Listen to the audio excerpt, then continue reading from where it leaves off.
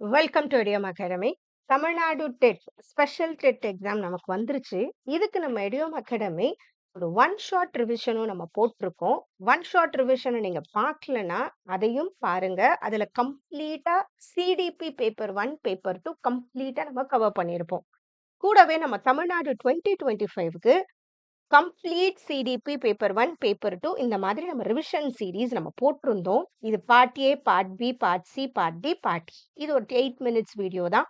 So maximum ஒரு 2 ஹவர்ஸ்ல complete CDP இதுல நம்ம டிஸ்கஸ் பண்ண எல்லாமே இதுவரைக்கும் தமிழ்நாடு டெட்ல கேட்ட கொஸ்டின்ஸோட எல்லா டாபிக்ஸை பத்தின டிஸ்கஷன்ஸோ அதுல இருக்கும். ரொம்ப ரொம்ப இம்பார்ட்டன்ட் பாயிண்ட்ஸ் எல்லாம் கவர் ஆயிருக்கும். கண்டிப்பா நீங்க இந்த சீரீஸ் இப்ப நம்ம பண்ணிட்டு இருக்கிற இப்ப நம்ம பண்ணிட்டு இருக்க இந்த இந்த நம்ம இப்போ இந்த சிடிபி பிராக்டிஸ் நம்ம இன்னைக்கு பார்க்க போறது 8வது 7 வீடியோஸ் நம்ம இதுக்கு முன்னாடியே போட்டிருக்கோம். எல்லா வீடியோஸ்லயுமே 10 எம்சிக்யூஸ் நம்ம டிஸ்கஸ் பண்ணியிருக்கோம். இது எல்லாமே தமிழ்நாடு டெட்ல கேட்ட எம்சிக்யூஸ். ஸோ அந்த வீடியோஸோட டிஸ்கிரிப்ஷனும் நான் லிங்க் கொடுக்குறேன். கூடவே இந்த வீடியோஸோட லிங்க்கும் நான் குடுக்குறேன். இதெல்லாம் பாருங்க. கண்டிப்பா ரொம்ப யூஸ்ஃபுல்லா இருக்கும். நம்ம சைல்ட் டெவலப்மென்ட் அண்ட் பெடகாஜில எடுக்கிற இந்த 30 மார்க்ஸ் கண்டிப்பா நீங்க தமிழ்நாடு டெட் குவாலிஃபை பண்றதுக்கு ரொம்ப ஹெல்ப்ஃபுல்லா இருக்கும். ரைட்டா? ஸோ இந்த லிங்க் டிஸ்கிரிப்ஷன்ல இருக்கும். ஜஸ்ட் கிளிக் பண்ணுங்க. நீங்க அத கொஞ்சம் பாருங்க. நெறைய இம்பார்ட்டன்ட் பாயிண்ட்ஸ் நம்ம கவர் பண்ணியிருக்கோம். இன்னைக்கு நம்ம பார்க்க போறது இது டே 8 ஓட வீடியோ. இதுக்கு முன்னாடி நம்ம 7 வீடியோ போட்டிருக்கோம். இது எல்லாமே தமிழ்நாடு டெட்ல கேட்ட பிஒய்க்யூஸ். பிஒய்க்யூஸ்னா ப்ரீவியஸ் இயர் கொஸ்டின்ஸ். வித் எக்ஸ்பிளனேஷனோட நம்ம பார்த்துட்டு இருக்கோம். எல்லா ஆப்ஷன் எக்ஸ்பிளனேஷனோட. ஏன்னா நம்ம ப்ரீவியஸ் இயர் கொஸ்டின்ஸ் பார்க்கும்போது அந்த ஆப்ஷன்ஸ்ல என்ன கேட்டிருக்காங்க அதெல்லாமும் நம்ம படிச்சா நமக்கு இன்னும் நல்லா ஆன்சர் பண்ண முடியும். ரைட்டா? ஸோ யாரெல்லாம் இந்த வீடியோஸ பார்க்கலையோ அதையும் பாருங்க. இப்ப நம்ம இந்த வீடியோல டிஸ்கஸ் பண்ண போறது ஒரு 10 ரொம்ப ஸ்டாண்டர்டான தமிழ்நாடு டெட்ல கேட்ட எம்சிக்யூஸ். நீங்க தமிழ்நாடு டெட் எழுதினாலும் சரி, வேற யாருன்னா எழுதினாலும் அவங்களுக்கும் ஷேர் பண்ணுங்க. கண்டிப்பா ரொம்ப யூஸ்ஃபுல்லா இருக்கும். ரைட்டா? ஸ்டார்ட் பண்ணிடுவோமா? First question. Dash state that a high frequency behavior may be used to reinforce a low frequency behavior. அதிக அளவில் இயல்பாக நடைபெறும் நடத்தையை குறைவாக நடைபெறும் நடத்தையை வலுப்படுத்த பயன்படுத்தலாம் என்று கூறுவது. இது ரொம்ப இம்பார்ட்டன்டான கான்செப்ட். இது பிரிமேக் பிரின்சிபிள். இது ஒண்ணுமே இல்ல. இப்ப கிளாஸ்ல அந்த பசங்களுக்கு என்ன விளையாட போகணும். அதுதான் ரொம்ப ஆர்வம். ஃபர்ஸ்ட் அவங்களோட இன்ட்ரெஸ்ட் எதுல இருக்குன்னா விளையாட போறதுல இருக்கு. ஓகே. ஆனா டீச்சர் என்ன சொல்றாங்க, ஒரு 5 சம்ஸ் குடுத்துட்டு, இந்த சம்ஸ கடகடன்னு முடிச்சிருங்க. நான் இப்ப விளையாட அனுப்புறேன்னு சொல்றாங்க இல்லையா? அந்த கான்செப்ட் தான் இது. இப்ப ஹை ஃப்ரீக்வென்சி பிஹேவியர் ஒண்ணு இருக்கு இல்லையா? May be used to reinforce a low frequency behaviour. ஏன்னா, அந்த குழந்தைக்கு அதுல அந்த அளவு இன்ட்ரெஸ்ட் இல்ல. இப்போதைக்கு மேத்ஸ் போடுறதுல இன்ட்ரெஸ்ட் இல்ல. இருந்தாலும் டீச்சர் இத பண்ணு. அதுக்கப்புறம் நான் உனக்கு அத அனுப்புறேன்னு சொல்றாங்க. அதுதான். இந்த பிரின்சிபல் பேர் என்னன்னா, பிரிமேக் பிரின்சிபல். ஞாபகம் வச்சுக்கோங்க. மத்தபடி இந்த ஆர்த்தோன் எஃபெக்ட்ங்கிறது என்னன்னா, யாரோ நம்மள கவனிக்கிறாங்கன்னு தெரியும்போது, நம்ம இன்னும் கொஞ்சம் கவனமா வேலை செய்வோம் இல்லையா? அதுதான் ஆர்த்தோன் எஃபெக்ட். அடுத்தது கண்டிஷனிங்ன்றது பிஹேவியரிசம் பிரின்சிபல்ல ரொம்ப ரொம்ப இம்பார்ட்டன்ட். பிஹேவியரிஸ்டிக் தியரி நம்ம படிக்கிறோம் இல்லையா? அதுல ரொம்ப இம்பார்ட்டன்ட். கண்டிஷனிங்ன்றது ஒரு குழந்தைய நல்லா எழுத வச்சு, இந்த இடத்துல தான் இந்த ஸ்டிமுலஸ் ரெஸ்பான்ஸ்ன்னு சொல்றோம். தூண்டல், துலங்கல். டீச்சர் அடிக்கடி சொல்ல சொல்ல அந்த குழந்தை அத பண்ண ஸ்டார்ட் பண்ணுது இல்லையா? அதுதான் தூண்டல், துலங்கல்னு சொல்றது. நம்ம ஒரு என்ன பண்றோம்? பிஹேவியரல் சேஞ்ச கொண்டு வரோம். அதுக்கு யூஸ் பண்றது கண்டிஷனிங்ன்னு சொல்லுவோம். இதுல தான் இந்த பாவ்லோ, தாண்டெக், ஸ்கின்னர் அவங்களதெல்லாம் வருது. அடுத்தது ஆலோ எஃபெக்ட்ங்கிறது என்னன்னா, ஒரு குழந்தை இப்ப சயின்ஸ்ல ஒரு மார்க் கம்மியா எடுத்துருச்சு. உடனே நம்ம என்ன சம்டைம்ஸ் யோசிச்சுருவோம். மத்த சப்ஜெக்ட்ஸ்லயும் கம்மியா தான் எடுத்திருக்கோம். அதுதான் ஆலோ எஃபெக்ட் ஆக்சுவலா. ஏதோ ஒரு பாசிட்டிவா ஒண்ணு எடுத்துருச்சுன்னா, எல்லாத்துலயும் அது அப்படிதான் இருக்கும்னு நம்ம ஒரு முடிவு பண்றோம் இல்லையா? அது பாசிட்டிவோ, நெகட்டிவோ அததான் நம்ம ஆலோ எஃபெக்ட்ன்னு சொல்லுவோம். இது எல்லாமே ரொம்ப ரொம்ப இம்பார்ட்டன்ட். ஓகேவா? சோ இந்த இத கொஞ்சம் படிச்சுக்கோங்க. இது பேர் பிரிமேக் பிரின்சிபல்னு சொல்லுவோம். ஐ ஃப்ரீக்வென்சிங்கிறது என்னன்னா, பிரிஃபர்டு பிஹேவியர். இப்ப அந்த குழந்தைக்கு இப்ப விளையாட போணும்னு தான் ஆசை. ஆனா என்ன பண்ணலாம்? இத நீ பண்ணணும்னா, இது பண்ணா தான் உன்ன அனுப்புவேன்னு சொல்றோம் இல்லையா? அததான் பிரிமேக் பிரின்சிபல். கொஞ்சம் இத கரெக்ட்டா தெரிஞ்சுக்கோங்க. நமக்கு எப்படி வேணா அந்த கொஸ்டின் கேட்கலாம். அடுத்தது, in Torrance dash test, the subject is shown a picture and asked to think of as many questions as possible. இது எல்லாமே தமிழ்நாடு டெட்ல கேட்ட பிஒய்க்யூஸ். ரைட்டா? ஸோ டொரான்சின் டேஷ் சோதனையில் பாடத்திற்கு ஒரு படம் காண்பிக்கப்பட்டு முடிந்தவரை பல கேள்விகளை கேட்கும்படி கேட்கப்படுகிறது. இவரது டொரான்ஸ்ன்ற பேரு வந்தாலே கிரியேட்டிவிட்டி ஞாபகம் வச்சுக்கோங்க. ரொம்ப ரொம்ப இம்பார்ட்டன்ட். ரைட்டா? ஸோ இதோடது என்னன்னா ஆஸ்க் அண்ட் கெஸ் டெஸ்ட், இந்த pass along test, jigsaw puzzle test, picture completion test, இதெல்லாமும் ஒவ்வொரு டெஸ்ட். ஆனா இந்த இடத்துல பிக்சரை காட்டி அதுல இருந்து நிறைய கொஸ்டின்ஸை கேட்க வைக்கிறது பேர் ஆஸ்க் அண்ட் கெஸ் டெஸ்ட். இந்த ஆஸ்க் அண்ட் கெஸ் டெஸ்ட்னா என்னன்னா, ஒரு பிக்சரை டீச்சர் காட்டுவாங்க. அதுக்கப்புறம் அந்த குழந்தை அந்த பிக்சர்ல இருக்கிற அங்க ஒரு பால் இருக்கு, ஒரு பையன் விளையாடுறான். அதுல இருந்து அந்த குழந்தையே என்ன பண்ணும், சில கொஸ்டின்ஸை ஃப்ரேம் பண்ணும். அவன் ஏன் இப்படி விளையாடுறான், அந்த பால் ஏன் இப்படி தூக்கி போட்டான், அந்த மாதிரி சில கொஸ்டின்ஸ் யூஸ் பண்ணிட்டு அதுல இருந்தே அது ஒரு ஆன்சர் தேடும். அதுக்கான காரணத்தை அந்த குழந்தையே தேடும். அதுதான் ஆஸ்க் அண்ட் கெஸ் டெஸ்ட். இந்த மாதிரி யோசிக்க யோசிக்க அந்த குழந்தையோட கிரியேட்டிவிட்டி வளரும். அதுதான் அவர் சொல்றது டொரான்ஸ்னாலே கிரியேட்டிவிட்டி. கொஞ்சம் ஞாபகம் வச்சுக்கோங்க. ரைட்டா? அவர் சொன்னது கிரியேட்டிவிட்டி. கிரியேட்டிவிட்டினா படைப்பாற்றல் தமிழ்ல சொல்றோம். இது அவரோட எதுல வந்துச்சுன்னா டொரான்ஸ் டெஸ்ட் ஆஃப் கிரியேட்டிவ் திங்கிங், டிடிசிடின்னு சொல்லுவோம். வச்சுக்கோங்க. ரொம்ப ரொம்ப இம்பார்ட்டன்ட். இந்த ஆஸ்க் அண்ட் கெஸ் டெஸ்ட்னா பிக்சரை காமிச்சு பசங்க யோசிக்கிறது.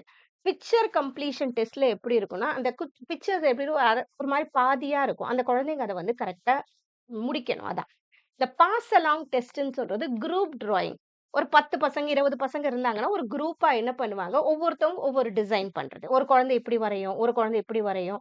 அப்படி கடைசியா பார்க்கும்போது அதுல ஒரு பிக்சர் உருவாகும் இல்லையா, அதுதான் group drawing. Pass along test. ஜிக்ஸான்றது நமக்கு தெரியும், பசில்ஸ் அடுக்குறது. ரைட்டா? இது எல்லாமே ஒவ்வொரு விதமான கிரியேட்டிவிட்டி வளர்க்கறது தான். ஒண்ணு குரூப்பா வளர்க்கும், இல்ல தனியா வளர்க்கறது. ஆனா இந்த ஆஸ்க் அண்ட் கெஸ் டெஸ்ட் தான் பசங்களுக்கு பிக்சர் காட்டுறோம். அதுதான் இங்க உங்க கொஸ்டின்ல கொடுத்திருக்காங்க. Okay, subject is shown a picture and asked to think of as many questions as possibleங்கிறது ஆஸ்க் அண்ட் கெஸ் டெஸ்ட். இது கொஞ்சம் ஞாபகம் வச்சுக்கோங்க. டொரான்ஸ் வந்தாலே கிரியேட்டிவிட்டி. அடுத்தது, dash is a person's inability to see new uses for an object beyond its usual function. ஒரு பொருளை அதன் வழக்கமான பயன்பாட்டை தவிர புதிய வகையில் பயன்படுத்த முடியாமை டேஷ் என அழைக்கப்படுகிறது. இது ஒண்ணுமே இல்ல. இப்போ ஒரு குழந்தைக்கு ஒரு கொம்பு காமிச்சா, அந்த ஸ்டிக்குன்னு பார்த்தோன்னா, ஐயோ! மிஸ் அடிப்பாங்க. அது ஒண்ணுதான் அதுக்கு மனசுல நிக்கும். ஆனா, இந்த ஸ்டிக்க வச்சு எத்தன விதமா நம்ம யூஸ் பண்ணலாம். விளையாட யூஸ் பண்ணி இல்லையா? மேல ஒரு ஹைட்ல இருக்கிற ஒரு பொருள தள்ளுறதுக்கு யூஸ் பண்ணலாம். அந்த மாரி நெறைய விஷயமா யூஸ் பண்ணலாம் இல்லையா? அந்த மாதிரி அந்த குழந்தையால திங்க் பண்ண முடியாது. அததான் என்னன்னு சொல்லுவோம்? ஃபங்ஷனல் ஃபிக்ஸட்னஸ்ன்னு சொல்லுவோம். செயல்பாட்டு நிலைப்போக்கு. ஒரு விஷயத்த அத இப்படிதான் பண்ணணும்னா, அதுக்கு வந்து இப்படிலாம் பண்ணலான்ற அந்த எண்ணம் தோணாது. அததான் ஃபங்ஷனல் ஃபிக்ஸட்னஸ்ன்னு சொல்றோம். இங்க இருக்கிற ஃபங்ஷனல் டிசபிலிட்டிங்கிறது செயல் குறைபாடு. இது கிடையாது. இது ஏதோ ஒரு டிசபிலிட்டி அது. ஏதோ ஒரு குறைபாடு சம்பந்தமா. அதே மாரி ஃபங்ஷனல் மொபிலிட்டி, இம்மொபிலிட்டிங்கிறதும் அந்த மாதிரி தான். இது ஒரு குறைபாடு. செயல்முறை இயங்காத நிலை. இந்த ஃபங்ஷனல் அப்பர்செப்ஷன்ங்கிறது என்னன்னா, நம்ம முன்னாடி தெரியுது இல்லையா? அத வச்சு நம்ம இப்ப இருக்கிறத புரிஞ்சுக்கிறது. அதுதான் ஃபங்ஷனல் அப்பர்செப்ஷன் சொல்லுவோம். செயல்முறை அறிதல். ஓகே. அது ரிலேட்டடா நமக்கு தெரிஞ்சிருக்கும். இப்ப நம்ம அது ரிலேட்டடா பண்றோம். அவ்வளவுதான். இது எதுவுமே ஆன்சர்ல வராது. ஃபங்ஷனல் ஃபிக்ஸட்னஸ் நல்லா ஞாபகம் வச்சுக்கோங்க. ரொம்ப ரொம்ப இம்பார்ட்டன்ட்டான ஒரு பார்ட் இது. Okay. Inability to think of new uses for an object beyond its usual function. Okay. ஒரு பொருளின் வழக்கமான பயன்பாட்டை தவிர வேறு பயன்பாட்டை சிந்திக்க முடியாமை. ஓகே. அடுத்தது. At the pre-operational stage, children focus on only one characteristics of an object at a time. This is called. முன் செயல்பாட்டு நிலையில் குழந்தைகள் ஒரு பொருளின் ஒரே ஒரு அம்சத்தின் மீது மட்டுமே கவனம் செலுத்துகின்றனர். இது டேஷ் என அழைக்கப்படுகிறது. கண்டிப்பா ஜீன் பியாஜேல ஒரு கொஸ்டின் வந்துரும். இத மறக்காதீங்க. ஜீன் பியாஜேவ பொறுத்த வரைக்கும் 4 டெவலப்மெண்டல் ஸ்டேஜஸ். அவரோட தியரியே காக்னிட்டிவ் டெவலப்மெண்ட் தான். எப்படி அந்த குழந்தைகளோட சிந்திக்கிற திறன் வளருது, தன்னை சுத்தி இருக்கிறத பார்த்தே வளருது. அது 4 டெவலப்மெண்டல் ஸ்டேஜஸ்ல வளருது. அந்தந்த வயசுக்கான வளர்ச்சி இருக்குன்றத அவர் சொல்றாரு. அது 4ஆ பிரியும். Sensory motor, pre operational, concrete, formal. Special coffee அந்த மாதிரி ஒண்ணு ஞாபகம் வச்சுக்கோங்க. ஓகே. சோ இதுக்கு என்னன்னா, இது ப்ரீ ஆப்பரேஷனல் ஸ்டேஜ்ங்கிறது 2வது ஸ்டேஜ்ல வர்றது இது. 2லருந்து 7 வயசு வரைக்கும். இது வந்து 0லருந்து 2 வயசு வரைக்கும். இந்த 2லருந்து 7 வயசு வரைக்கும் அந்த குழந்தை என்ன பண்ணும், ஒரே ஒண்ணுத்த தான் பார்க்கும். இப்போ ஒரு கிளாஸ்ல என்ன பண்றேன், ஒரே அமௌண்ட் வாட்டர் தான் வச்சிருக்கேன். நீட்டா இருக்கு இந்த கிளாஸு. ஒரு கிளாஸ் இந்த மாரி அகலமா இருக்கு. ஆனா நான் என்ன பண்ணேன், அதே வாட்டர இதுல ஊத்துறேன். இது இவ்ளோ காட்டுது. இதுல ஊத்துறேன். இது இவ்ளோ காட்டுது. ஆனா அந்த குழந்தை என்ன பண்ணும், இந்த வயசு 2 டூ 7 இயர்ஸ் குழந்தை, எதுல தண்ணி ஜாஸ்தி இருக்குன்னு கேட்டா, இதுல தான் ஜாஸ்தி இருக்குன்னு சொல்லும். ஏன்னா அந்த குழந்தைக்கு ஹைட் மட்டும் தான் கண்ல தெரியும். ஓ! ஹைட்டா இருந்தா நெறைய இருக்குன்னு அர்த்தம். ஆனா இத வந்து அந்த குழந்தையால பார்க்க தெரியாது. ரைட்டா? சோ இதுதான் இங்க. அதுதான் இவங்க சொல்றது. Children focus on only one characteristics of an object at a time. இதுக்கு பேர் நம்ம என்னன்னு சொல்லுவோம்? பெர்செப்சுவல் சென்ட்ரேஷன். சென்ட்ரேஷன்னா ஒண்ணே ஒண்ணு. ஹைட்ட பார்த்தா ஹைட்ட மட்டும் தான் அதோட பிரெட்ட பார்க்க தெரியாது.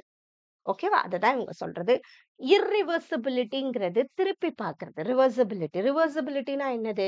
இப்ப நான் ஒரு க்ளே வச்சிருக்கேன். அத அமுக்கி பாலா மாத்திட்டேன். திரும்பி அத பழைய நிலைமைக்கு கொண்டு வர அதுக்கு தெரியாது. கன்சர்வேஷன்னு சொல்றது என்னன்னா, கன்சர்வேஷன்ங்கிறது இப்போ இதுக்கப்புறம் வர கான்கிரீட் குழந்தைங்களுக்கு கன்சர்வேஷன் புரியும். 7 டூ 14 இயர்ஸ், 7 டூ 12 இயர்ஸ் இருக்கும். அந்த குழந்தைங்களுக்கு புரியும். அது என்னன்னா, அகலமா இருந்தாலும், நீட்டமானதுல இருந்தாலும், தண்ணியோட அளவ பார்க்கும்போது அந்த அந்த டிஃபரன்ஸ் அந்த குழந்தைகளுக்கு புரிஞ்சுக்க தெரியும். அது கன்சர்வேஷன் சொல்றது. ஈகோ சென்ட்ரிசம்னு சொல்றது எப்ப வரும்னா, இந்த சென்சரி மோட்டர் ஸ்டேஜ்ல வரும். இந்த சமயத்துல குழந்தை என்ன பண்ணும், தான் சொல்றது தான் ரைட்டுன்னு நினைக்கும். இல்ல ப்ரீ ஆப்பரேஷனல்ல ஓகே. தான் சொல்றது தான் ரைட்டுன்னு நினைக்கும். ப்ரீ ஆப்பரேஷனல் ஸ்டேஜ்லலாம். ஓகே. இதுதான் கரெக்ட்டு. நான் சொல்றது தான் ரைட்டுன்னு நினைக்கும். ஓகே. அதுக்கு மத்தவங்க பாயிண்ட் ஆஃப் வியூ புரியாது.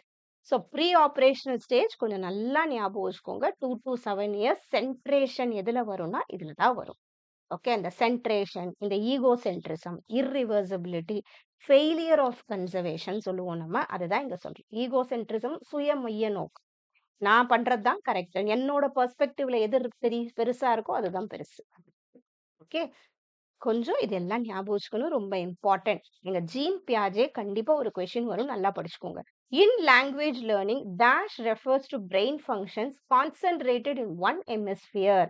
மொழி கற்றலில் டேஷ் என்பது மூளையின் செயல்பாடுகள் ஒரே அரைக்கோளத்தில் குவிந்திருப்பதை குறிக்கின்றது. இது என்னன்னா, நமக்கு டிஎன்டெட்ட பொறுத்த வரைக்கும் நார்மலா குரோத் அண்ட் டெவலப்மென்ட்ல நமக்கு ஹார்மோன்ஸ பத்தி எப்படி வேணா ஒரு 2 கொஸ்டின் வரலாம். அதனால அதையும் கொஞ்சம் தெரிஞ்சுட்டு போங்க. இங்க என்ன சொல்றாங்கன்னா, பிரெயின் ஃபங்ஷன்ஸ் நம்ம பிரெயின பொறுத்தவரைக்கும் நமக்கு ஒரு ஹெமிஸ்பியர் சொல்லுவோம் இல்லையா? லெஃப்ட் பிரெயின், ரைட் பிரெயின் நமக்கு பிரியுது இல்லையா? அத பத்தின கொஸ்டின் தான் இது. இத பேர நம்ம என்னன்னு சொல்லுவோம்? லேட்ரலைசேஷன் சொல்லுவோம். லெஃப்ட் பிரெயின், ரைட் பிரெயின் பிரியும். ஒவ்வொன்னும் ஒவ்வொன்னு. ஒண்ணு லாங்குவேஜ் பார்க்கும், ஒண்ணு கிரியேட்டிவிட்டி. அது இது எல்லாமே என்னன்றது இப்ப ஆர்கனைசேஷன், விஷுவலைசேஷன், ஜெனரலைசேஷன் இது எல்லாமே இப்ப நம்ம பார்ப்போம். கொஸ்டின் என்ன? மொழி கற்றலில் லாங்குவேஜ் லேர்னிங்ல டேஷ் என்பது மூளையின் செயல்பாடுகள் ஒரே அரைக்கோளத்தில் குவிந்திருப்பதை குறிக்கிறது. இந்த பிரெயின் லேட்ரலைசேஷன்னாலே சில செயல்பாடுகள் மூளையின் ஒரு அரை உருண்டையில் அதிகமாக நடைபெறுவதை குறிக்கின்றது. அதிக ஹெமிஸ்பியர்னு சொல்லுவோம் இல்லையா? பிரெயின் அதுதான். மோஸ்ட் பீப்பிள் லெஃப்ட் ஹெமிஸ்பியர் தான் நமக்கு டாமினன்ட்டா இருக்கும். ஃபார் லாங்குவேஜ்க்கு எப்பயுமே லெஃப்ட் பிரெயின் வந்து லாங்குவேஜ்க்கு while the right hemisphere is dominant for creativity and spatial abilities. இதுக்கு சரியா? ஸோ லெஃப்ட் பிரெயின் நம்ம எடுத்தோம்னா, அனலைஸ் பண்றது, லாஜிக், ஃபேக்ட்ஸ், சீக்வென்ஸா அரேஞ்ச் பண்றது, மேத்தமேட்டிக்ஸ் பண்றது, லாங்குவேஜ் இதெல்லாம் லெஃப்ட் பிரெயின் வந்து டாமினன்ட்டா பண்ணும் நெறைய பேருக்கு. ரைட் பிரெயின் வந்து கிரியேட்டிவிட்டி, இன்ட்யூஷன் சம்டைம்ஸ் நமக்கு தோணும் இல்லையா? சிலது feelings, imagination, day dreaming, arts இது எல்லாமே ரைட் பிரெயின். இது சில சமயம் சில குழந்தைகளுக்கு மாறும். இது ரொம்ப ரேரா மாறும். ஏன்னா அந்த குழந்தைங்க லெஃப்ட் ஹேண்டர்ஸ் இருப்பாங்க இல்லையா? அவங்களுக்கு அந்த டாமினன்ட் சம்டைம்ஸ் மாறும். ஓகே. இது கொஞ்சம் நல்லா ஞாபகம் வச்சுக்கோங்க. Left language, logic, learning, mathematics. Right வந்து rhythm, recognition, creativity, imagination, arts. ஆனா இது 2மே ஒண்ணா சேர்றது முக்கியம். இப்போ ஒரு போயம் படிக்கிறோம்னா, படிக்கிறதும் இருக்கு, லாங்குவேஜ் டெவலப்மென்ட்டும் நடக்கும். அதுல இருக்கிற ஒரு அழகான அர்த்தத்த புரிஞ்சுக்கிறதும் நடக்கும். ஸோ லெஃப்ட்டும், ரைட்டும் சேர்ந்து வேலை செய்யுது இல்லையா? அதுக்கு கார்பஸ் புலாசம் மூலம் இரு அரை மூளைகளும் இணைந்து செயல்படுகின்றன. இதுவும் ஞாபகம் வச்சுக்கோங்க. கார்பஸ் ஸ்கெலோசம் இந்த வார்த்தையை ஞாபகம் வச்சுக்கோங்க. ரொம்ப இம்பார்ட்டன்ட். சரிங்களா? சோ அடுத்தது ஆர்கனைசேஷன்னா கரெக்ட்டா ஆர்கனைஸ் பண்றது. தகவல்கள் அல்லது அனுபவங்களை ஒழுங்குபடுத்தி அர்த்தமுள்ள அமைப்பாக மாற்றும் செயல்முறை. விஷுவலைசேஷன் சொல்றது காட்சியாக்கம். தகவலை புரிந்து கொள்ள அல்லது நினைவில் வைத்துக் கொள்ள மனக்காட்சிகளை உருவாக்குதல். ஜெனரலைசேஷன்ங்கிறது பொதுமைப்படுத்தல். ஒரு சூழலில் கற்ற அறிவை அதே போன்ற பிற சூழல்களில் பயன்படுத்துதல். ரைட். அடுத்தது rolling one clay ball into a rope test a child's ability to. மண் உருண்டையை உருட்டி கயிறு போல மாற்றுவது குழந்தையின் டேஷ் திறனை சோதிக்கும். இப்போ வந்து நான் ஒரு கிளேவை வந்து பாலா வச்சிருக்கேன், அதை அப்படியே உருட்டி இந்த மாதிரி பண்றது இல்லையா? அது என்ன, அதுக்கு பேர் என்னன்னா டு டிரான்ஸ்ஃபார்ம், மாற்றுத்திறன். இதுக்கு ஞாபகம் வச்சுக்கோங்க. இந்த இடத்துல கிளாசிஃபை வராது. இப்போ கிளாசிஃபை பண்றதுக்கு என்ன இருக்கு? அனிமல்ஸ், பேர்ட்ஸ் கிளாசிஃபை பண்ணுவோம். ஃபோக்கஸ் பண்றதுக்கு இங்க ஒண்ணுமே இல்ல. கவனம் செலுத்துறதுக்கு. அரேஞ்ச் பண்றதுக்கு ஒண்ணுமே இல்ல. இந்த இடத்துல நம்ம என்ன பண்றோம்? ரவுண்டா இருந்ததை இந்த மாரி மாத்துறோம். So to transform. அது மாற்றும் திறன் அது. சோ இத கொஞ்சம் பார்த்துக்கோங்க. இந்த மாற்றும் திறன் எப்படி புரியும்னா, இந்த கன்சர்வேஷன் சொல்றோம் இல்லையா? அந்த 3வது ஃபார்மல் ஸ்டேஜ்ல வரும். ஜீன் பியாஜே அதுல அந்த குழந்தைங்களுக்கு அது தோணும். அதுல தான் படிக்கிறோம் இல்லையா? நீட்டு கிளாஸ், அகல கிளாஸ். இப்ப இந்த சமயத்துல அந்த குழந்தைக்கு தெரியும். தண்ணி எதுல ஜாஸ்தி இருக்கு. ஏன்னா எல்லா கோணத்திலயும் அந்த குழந்தையால பார்க்க முடியுது. அதுதான். ஓகேவா? இது கொஞ்சம் ஞாபகம். Sorry, concrete. எஃபிசிஎஃப். சிங்கிறது கான்கிரீட். கடைசி தான் formal. 12 years above the formal. ஓகேவா? 3வது கான்கிரீட். கான்கிரீட் வயசுல தான் இந்த கன்சர்வேஷன் அந்த குழந்தைக்கு புரியும். அடுத்தது அதுதான் இங்க குடுத்திருக்காங்க. சோ டிரான்ஸ்ஃபார்ம் ஆறது. அடுத்தது machine used to record changes in the autonomic nervous system is. தன்னியக்க நரம்பு மண்டலத்தில் ஏற்படும் மாற்றங்களை பதிவு செய்யும் கருவி. இந்த தன்னியக்க இல்ல தானியக்க இது இந்த நரம்பு மண்டலம் என்னன்னா, இப்ப நம்ம பிரீத் பண்றத நம்ம ஒவ்வொரு தடவை யோசிக்கிறோமா? அதுவே பிரீத் ஆகுது, டைஜஸ்ட் ஆகுது இல்லையா? சோ சில விஷயம் ஹார்ட் பீட் அடிக்கிறது அதெல்லாம் தன்னிச்சையா நடக்கிற விஷயம். அத மெஷர் பண்ற அந்த கருவி என்னன்னா பாலிகிராஃப். ரைட்டா? இந்த எலக்ட்ரோ என்சிஃபாலோகிராஃப் இஇஜிங்கிறது பிரெயினோட பாக்குறது இல்லையா? பிரெயின்ல எப்படி இருக்கு அந்த நம்ம நம்ம உடம்புல இருக்கு இல்லையா? எலக்ட்ரிக் கனெக்ஷன்ஸ் இருக்கு இல்லையா? அது எலக்ட்ரிக் எப்படி இருக்குன்னு பாக்குறது எலக்ட்ரோ இஇஜி செக் பண்ணுது. எர்கோகிராஃப் தசை செயல்திறனை அளக்கும் கருவி. இந்த ஸ்பைக்மோமீட்டருங்கிறது ரத்த அழுத்தம் அளக்கும் கருவி. இதெல்லாம் தமிழ்ல கொடுக்கறதுனால அட்வான்டேஜ் தான் நமக்கு. ஓகேவா? பாலிகிராஃப் தான் என்னன்னா பல உடலியல் மாற்றங்களை பதிவு செய்யும் கருவி. சரிங்களா? ஸோ பாலிகிராஃப் இந்த ஆட்டோனாமிக் நர்வஸ் சிஸ்டம்னாலே தன்னியக்க நரம்பு மண்டலம் சொல்றோம். அது நம்ம ஒவ்வொரு தடவை பண்ணணும்னு இல்ல. அதுவே அது வேலைய பார்க்கிறது. ஹார்ட் ரேட், பிரீத்திங், ஈவன் நமக்கு ஸ்வெட்டிங்கா இருக்கட்டும் எல்லாமே. ஸோ இஇஜி எலக்ட்ரிக்கல் ஆக்டிவிட்டிய மெஷர் பண்ணுது. எர்கோகிராஃப்ங்கிறது muscle work and muscle fatigue தசைகளின் செயல்திறன் மற்றும் சோர்வை பார்க்கிறது. ஸ்பைக்மோ மேனோமீட்டருங்கிறது பிளட் பிரஷரை செக் பண்ணுது. இந்த பாலிகிராஃப் தான் மத்த எல்லாத்தையுமே பார்க்குது. பிளட் பிரஷர், ரெஸ்பிரேஷன் எப்படி நம்ம இதாகுது, skin conductance which are controlled by the autonomic nervous system. அடுத்தது in constructivism learning is not related to. கட்டமைப்புவாதம் கோட்பாட்டில் கற்றல் டேஷ் தொடர்புடையது அல்ல. சம்டைம்ஸ் இந்த நாட் நம்ம எக்ஸாம்ல பார்க்காம விட்டுருவோம். அதனால கரெக்டா பாருங்க. நாட் ரொம்ப இம்பார்ட்டன்ட். அந்த மாதிரி வந்தா கரெக்டா பாருங்க. கன்ஸ்ட்ரக்டிவிசம், பிஹேவியரிசம்ல கண்டிஷனிங் நடக்கும், ஸ்டிமுலஸ் ரெஸ்பான்ஸ் இருக்கும், தூண்டல் துலங்கல் இருக்கும். ஆனா கன்ஸ்ட்ரக்டிவிசம்ன்றது கம்ப்ளீட்டா லேர்னர் சென்டர்ட் மாதிரி அந்த குழந்தையே தான் ஒவ்வொன்னுத்தையும் பார்த்து கத்துக்குது. அதுக்கு அது ப்ரீவியஸ் லேர்னிங் சொல்றோம் இல்லையா? முதல்ல பார்த்தத ஒண்ணா நாலேஜ் கன்ஸ்ட்ரக்ஷன் பண்ணுது. அதான் கன்ஸ்ட்ரக்டிவிசம் நம்ம சொல்லுவோம். இதுக்கு தொடர்பு இல்லாதது என்னன்னா connecting new ideas to existing ideas. இது கரெக்ட். ஏன்னா அதுதான் ப்ரையர் லேர்னிங் இதுல ரொம்ப important. Constructing knowledge using both old and new ideas. இதுவும் right. Emphasizing new ideas with prior knowledge. இதுவும் right. Constructing knowledge without existing knowledge. இது தப்பு. எப்பயுமே நமக்கு முன்னாடி இருந்த நாலேஜை வச்சுதான் நம்ம ஒவ்வொன்றுத்தையும் நாலேஜ் கன்ஸ்ட்ரக்ஷன் நடக்கும். அதான் கட்டமைப்பு வாதம் நம்ம சொல்றோம். இது மெயினா ஃபர்ஸ்ட் ஆரம்பிச்சது லீவ் விஹாட்ஸ்கி ஆரம்பிச்சது இது. ஓகே. அடுத்தது ரொம்ப இம்பார்ட்டன்ட். ஃபர்ஸ்ட் ஜீன் பியாஜே சொல்லுவாரு, ஒவ்வொன்னா கத்துக்குது பசங்கன்றுவாரு. அதுக்கப்புறம் லீவ் விஹாட்ஸ்கி மெயினா சொல்றது இவர். ஓகே. ரொம்ப இம்பார்ட்டன்டான ஒரு பார்ட் அது. அடுத்தது The psychologist who said mental ability increases with the ages.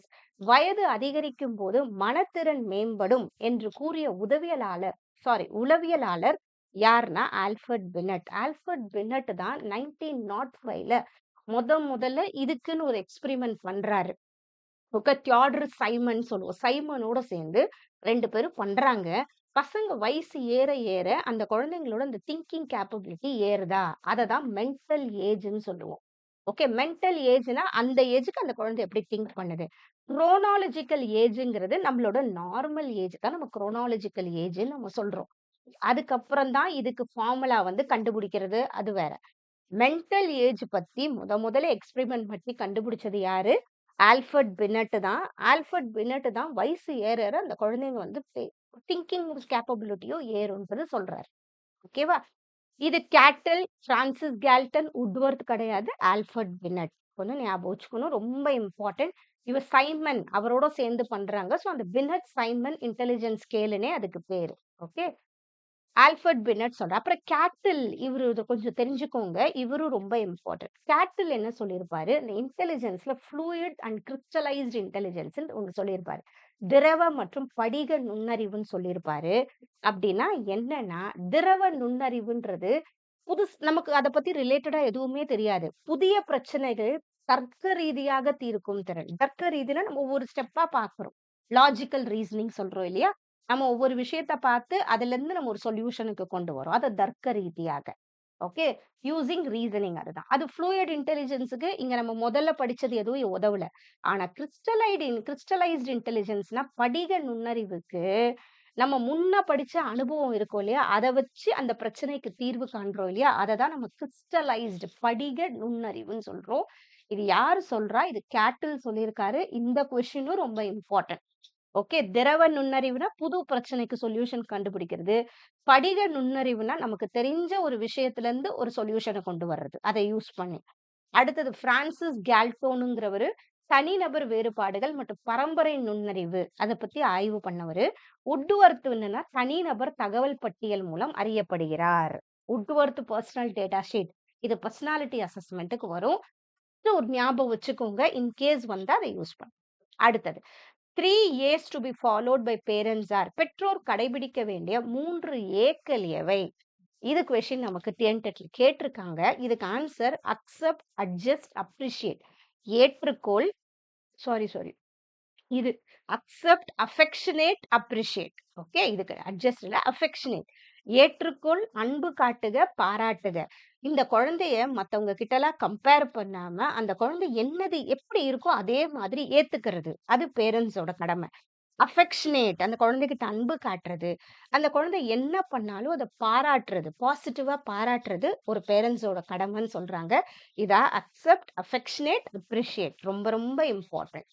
ரைட்டா? Accept, affectionate, appreciate. ஏற்றுக்கொள், அன்பு காட்டுக, பாராட்டுக. இது ஒரு பேரண்ட்ஸோட கடமைன்னு சொல்றது இருக்கு நமக்கு. இதுக்கு தனியா ஒரு சைக்காலஜி சொல்ல முடியாது. ஒரு காமனா வந்த ஒரு தியரில இருந்து வந்தது இது. 3 A's to be followed by parents are.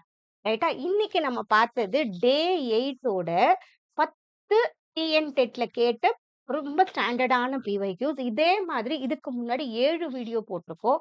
Almost 70 MCQs discuss பண்ணியிருக்கோம். ரொம்ப ஸ்டாண்டர்டான எம்சிக்யூஸ். ஓகே. இதுல இன்னைக்கு 8வது. ஓகேவா? சோ இதுதான் ஃபர்ஸ்ட் சேனலுக்குன்னா சேனல சப்ஸ்கிரைப் பண்ணிக்கோங்க. ரெகுலரா பாருங்க. கண்டிப்பா இப்ப நம்ம பண்ணிட்டு இருக்க இந்த பிவைக்யூ சீரிஸ் உங்களுக்கு ரொம்ப ஹெல்ப்ஃபுல்லா இருக்கும். ரைட்டா? சோ இன்னும் கொஞ்சம் கன்டென்ட் நான் ஸ்ட்ராங்கா படிக்கணும்னா இந்த ரிவிஷன் சீரிஸ் கண்டிப்பா உங்களுக்கு ஹெல்ப்ஃபுல்லா இருக்கும். கூடவே இதுல ஒரு ஒன் ஷாட் வீடியோ ஒரு 45 மினிட்ஸ் தான். இதுல கம்ப்ளீட் பேப்பர் 1, பேப்பர் 2 ஓட சிடிபி இதுல ஷார்ட்டா கவர் பண்ணியிருப்போம். எல்லா இம்பார்ட்டன்ட் பாயிண்ட்ஸும் கவர் ஆயிருக்கும். கண்டிப்பா நீங்க சிடிபில ஃபுல் 30 மார்க்ஸ் எடுக்கிறதுக்கு இது எல்லாமே உங்களுக்கு ஹெல்ப்ஃபுல்லா இருக்கும். So thank you so much. All the best for your preparation.